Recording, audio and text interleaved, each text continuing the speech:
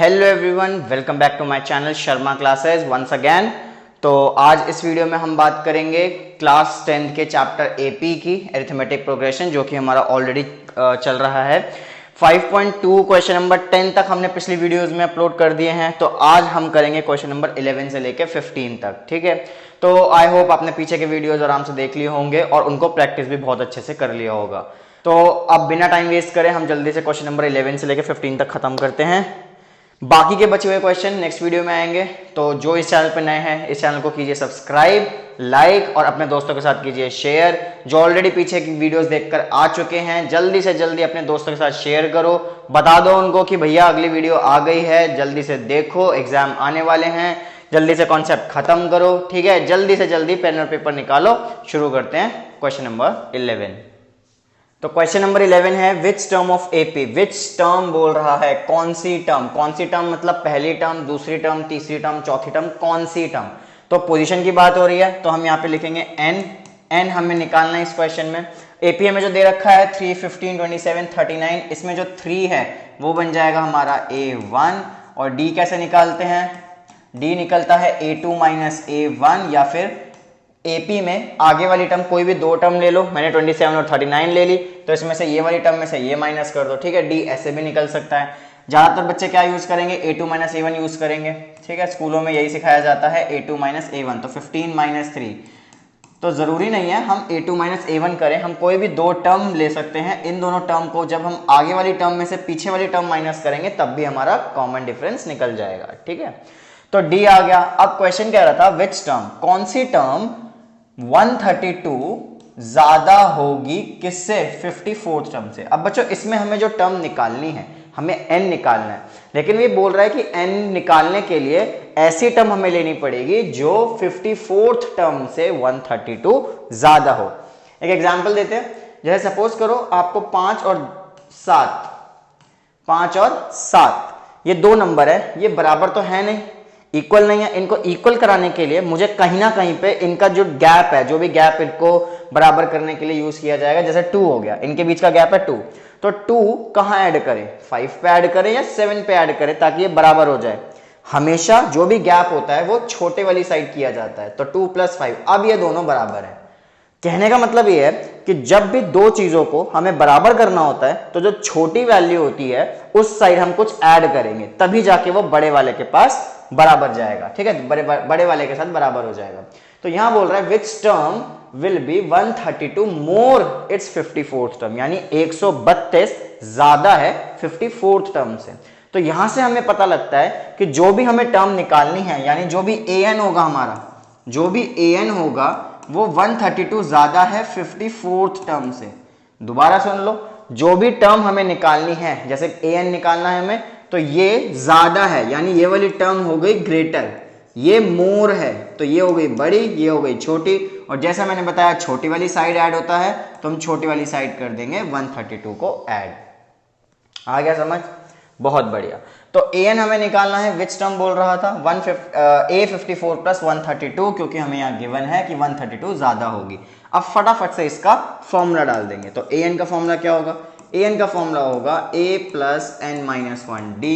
A54 का formula a plus इससे एक नंबर कम, हमने पीछे की वीडियोस में डिस्कस किया है, पीछे के क्वेश्चंस में किया है, जिसका लिंक आपको नीचे डिस्क्रिप्शन में मिल जाएगा। वहां पे आप जाके देख सकते हैं कि भैया ये A54 53D कैसे बना, क्योंकि एक वैल्यू कम डलती है, ठीक है। अब यहां से जब सॉल्व करेंगे तो देखेंगे a से a होता है कैंसिल।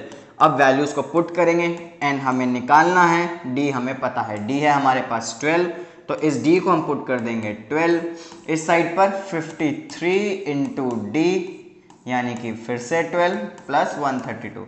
अब इसको कीजिए सॉल्व, बस अब कुछ नहीं बचा, बस इसे करना है सॉल्व। तो n-1 ऐसे ही आ जाएगा, 12 ऐसे ही आ जाएगा, 53 × 12, 53 × 12 क्या होता है, फटाफट से सॉल्व कर लेते हैं। 2 3 6, 2 5 10, 1 3 3, 1 5 5, 6 3 6, 636। तो यहां से आता है 636 + 132, जो बन जाएगा 6 2 8, 3 और 3 6, 6 और 1 7, 768 n-। अब यहाँ 12 क्या हो रहा था, 12 यहाँ हो रहा था मल्टीप्लाई, तो दूसरी साइड जाके हो जाएगा डिवाइड। अब इस 12 को जब हम कट करेंगे तो ये बन जाएगा 12 6 72, 4 बचा, 12 4 ज़ा 48, 64 आ गया। तो n माइनस 1 इक्वल्स टू 64 और n आता है 65। तो हमसे यही पूछ रहा था कि कौन सी टर्म ज्यादा होगी, तो 65th टर्म जो है वो ज्यादा होगी 54th टर्म से। कितनी ज्यादा होगी? 132। तो जो भी क्वेश्चन पूछ रहा था हमसे n की वैल्यू निकालने को पूछ रहा था, हो गया है क्वेश्चन खत्म। बहुत आसान क्वेश्चन है, बहुत छोटा क्वेश्चन है, लेकिन इंपॉर्टेंट क्वेश्चन है जो आपके एग्जाम में काफी ज्यादा बार आया हुआ है। पीछे के एग्जाम्स में, बोर्ड में, प्री बोर्ड में बहुत बार ये क्वेश्चन रिपीट हुआ है। तो इस क्वेश्चन को नोट करो, प्रैक्टिस करो, फिर बढ़ते हैं नेक्स्ट क्वेश्चन पे। नेक्स्ट क्वेश्चन है, two APs have the same common difference. दो एपी की बात हो रही है, यहां पे हमें एपी नहीं दी हुई, तो हम अज्यूम कर लेंगे, लेट कर लेंगे फर्स्ट एपी। जो फर्स्ट एपी है उसे हम लेट करेंगे क्या? A1, A2, A3 and so on.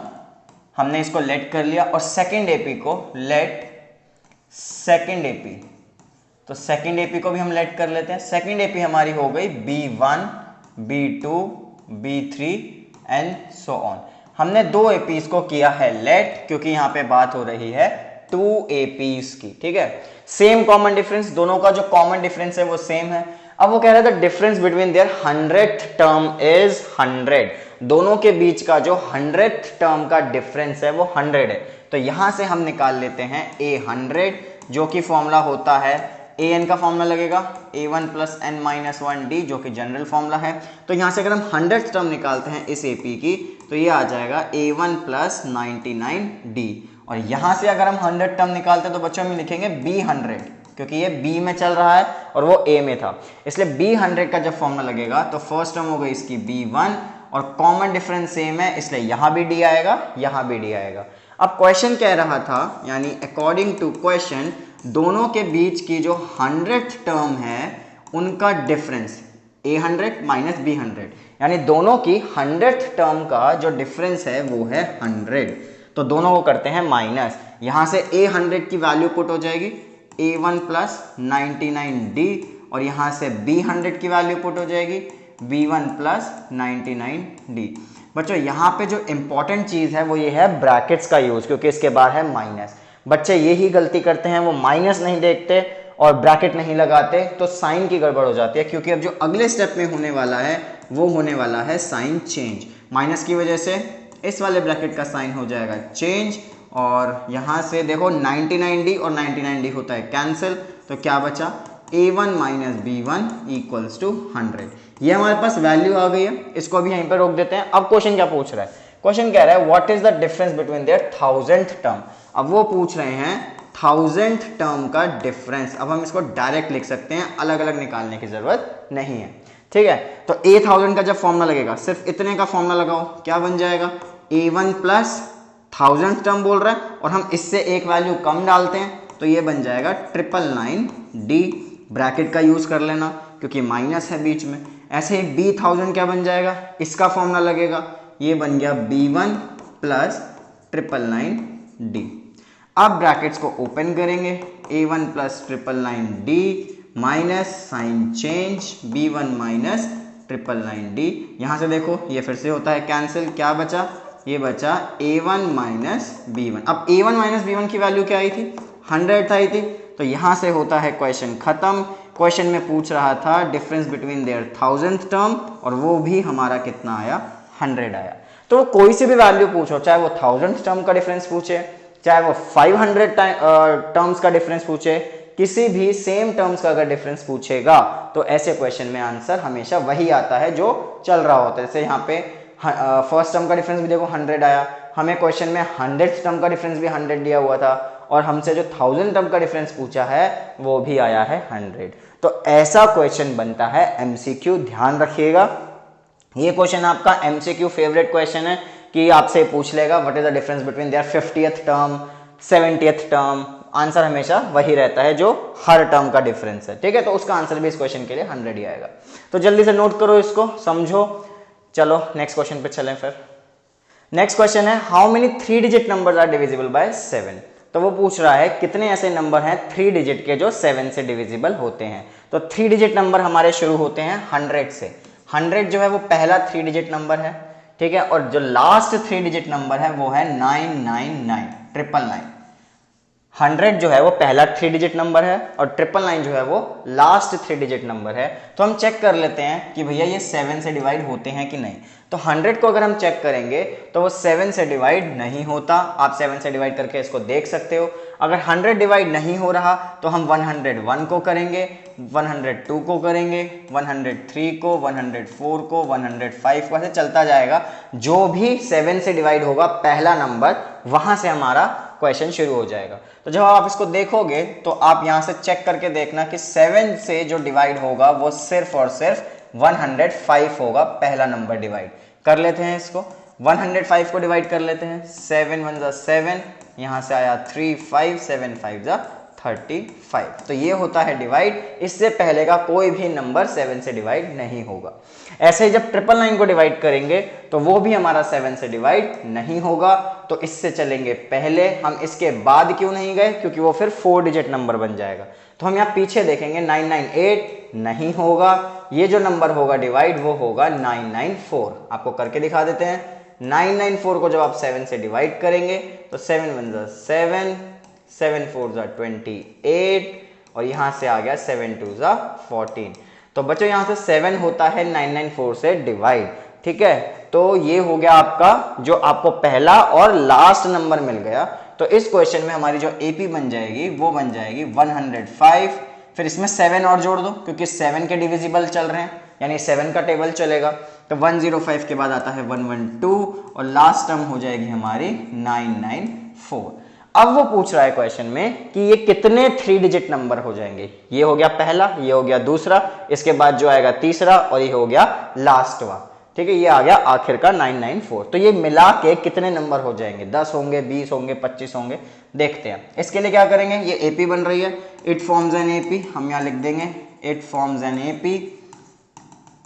तो यहां से A1 क्या आया 105, D क्या है 7 और AN क्या है 994।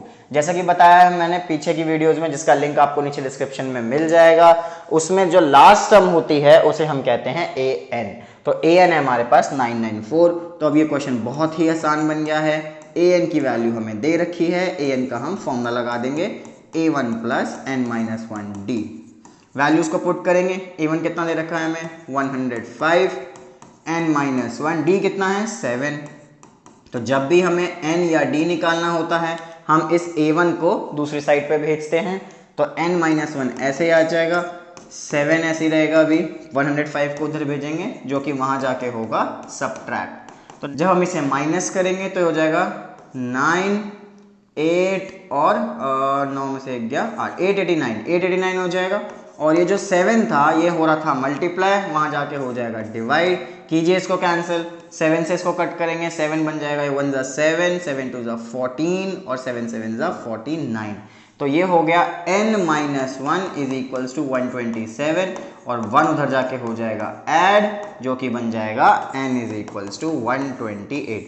तो 128 3 डिजिट नंबर्स होंगे जो कि 7 से डिवाइड होते हैं। तो ऐसे ये क्वेश्चन आपका चेंज होके आ जाएगा एग्जाम में। 7 की जगह 4 बोल देगा, 10 बोल देगा, 11 बोल देगा, कुछ भी बोल देगा। तो आपको ये चेक करना है कि पहला कौन सा नंबर है, लास्ट वाला कौन सा नंबर है जो उससे डिवाइड होता हो, और आपकी एपी बन जाएगी। वहां से आपको ऐसे ही क्वेश्चन करना है, ठीक है। चलो समझ आ गया, नोट करो इसको। चलते हैं नेक्स्ट क्वेश्चन पे।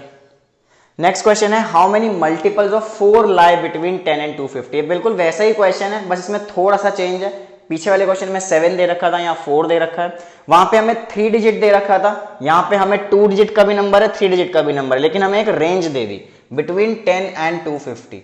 हमें 10 और 250 के बीच में निकालना है। इसका मतलब ये नंबर तो चेक करने ही नहीं है, क्योंकि इसके बीच में बोल रहा है। अगर यहाँ लिखा होता फ्रॉम 10 to 250, तब हम 10 को भी चेक करते, 250 को भी चेक करते। बट यहाँ पे वो बोल रहा है बिटवीन। बिटवीन के केस में हम 10 और 250 को नहीं लेंगे, जो कॉर्नर्स वाले नंबर हैं इनको नहीं लेंगे। तो सबसे पहला नंबर जो चेक करेंगे वो करेंगे 11। 11 4 के टेबल में नहीं आता। फिर चेक करेंगे 12। 12 4 के टेबल में आता है। तो पहला नंबर हमें मिल गया 12। अब लास्ट में चलते हैं। 250 तो चेक करना नहीं था, 249 चेक करेंगे जो कि 4 से डिवाइड नहीं होता, वो होगा 248। जो लास्ट नंबर होगा वो होगा हमारा 248। और उसके बाद हम क्या करेंगे 248। तो पहला नंबर तो भाई हमारे पास 12 आ गया।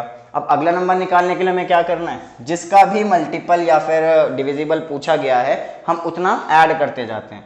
तो 12 में 4 ऐड करेंगे तो 16, 16 में 4 ऐड करेंगे 20 एंड सो ऑन। तो यहाँ से हमारे पास फर्स्ट टर्म आ गई, A1 आ गया हमारे पास 12, D आ गया हमारे पास 4, और ये जो है वो लास्ट टर्म है जैसा कि बताया था, तो लास्ट टर्म आ गई 248।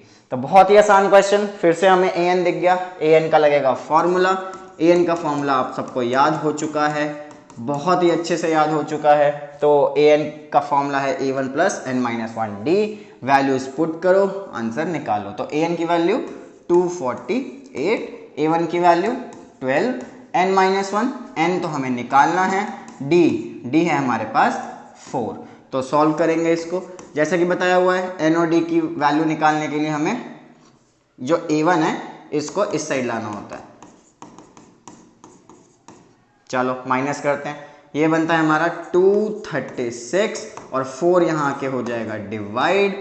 जल्दी से क्वेश्चन खत्म करेंगे, 4 5 ज़ा 20, 4 9 ज़ा 36, तो 59 आता है यहाँ से n-1, और 1 जब इधर आएगा तो वो हो जाएगा ऐड, जो कि बन जाएगा 60। तो 60 ऐसे नंबर हैं 10 और 250 के बीच में जो 4 से डिवाइड होंगे।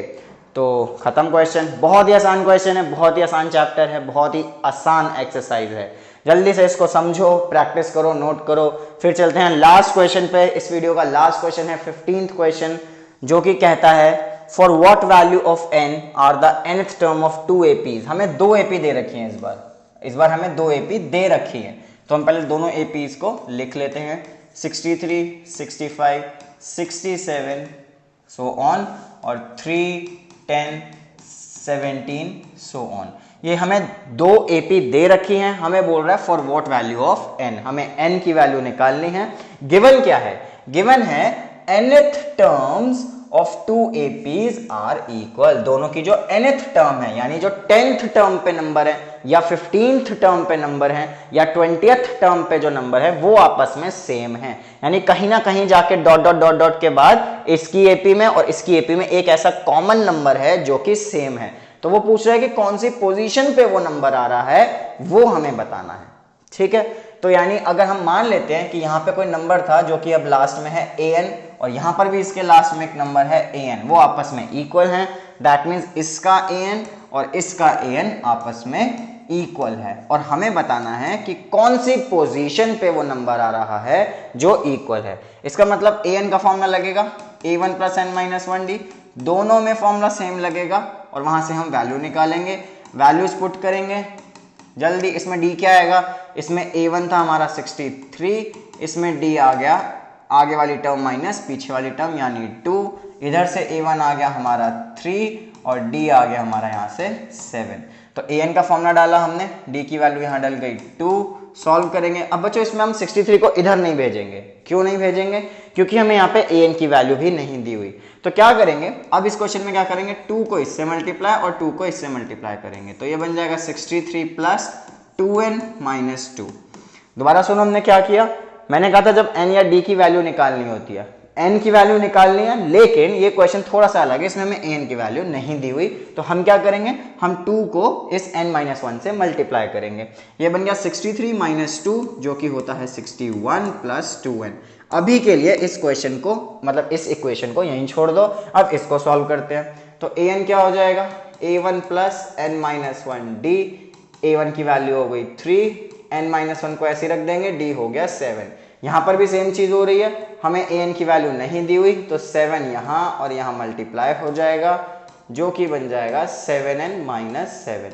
तो 3 माइनस 7 होता है -4 प्लस 7n। अब क्योंकि यहाँ पे लिखा था कि nth टर्म आर इक्वल, यहाँ लिखा था nth term are equal, therefore इसका जो 61 प्लस 2n है और ये जो -4 प्लस 7n है, ये आपस में क्या हो जाएंगे, इक्वल हो जाएंगे। दोनों की nth टर्म आपस में इक्वल हो गई। ठीक है, तो यहां से अब n की वैल्यू निकालेंगे, 2n यहीं रहेगा, 7n इधर आके हो जाएगा -4 यहीं है, 61 उधर जाएगा माइनस, ये हो गया -5n, ये हो गया -65, n की वैल्यू निकल के आएगी -5 नीचे, माइनस से 5 कैंसिल, 13 5 जा 65। तो यहाँ से n की वैल्यू आती है 13। इसका मतलब क्या हुआ? इसका मतलब हुआ कि जो 13th नंबर पे आएगा, first number, second number, third number, fourth number, ऐसे जो 13th नंबर पे जो दोनों एपी में नंबर आएंगे, वैल्यू आएगी, वो आपस में सेम होगी। तो ये हो गया क्वेश्चन नंबर 15 खत्म। इसी के साथ होती है ये वीडियो खत्म। तो इन 5 क्वेश्चन को आप फिर से प्रैक्टिस करो, फिर से ट्राई करो, और हाँ, इस वीडियो को लाइक या शेयर जरूर कर देना ताकि हमें मोटिवेशन मिलता रहे। मोटिवेशन मिलेगा तभी हमें आगे की वीडियोस बनाने में मजा आएगा, ठीक है। तो आई होप आप प्रैक्टिस कर रहे हो, आप देख रहे हो, और जो जो लास्ट तक देख रहा है नीचे कमेंट करके बताना कि किसने वीडियो पूरी देखी और कितना समझ आया, क्या समझ आया, ठीक है भाई। चलो, बहुत बढ़िया, मिलते हैं अगली वीडियो में। 16 से लेके 20 तक बहुत ही जल्द मिलेंगे। तब तक आप इन क्वेश्चन को करो प्रैक्टिस। तब तक के लिए bye bye, take care, all the best.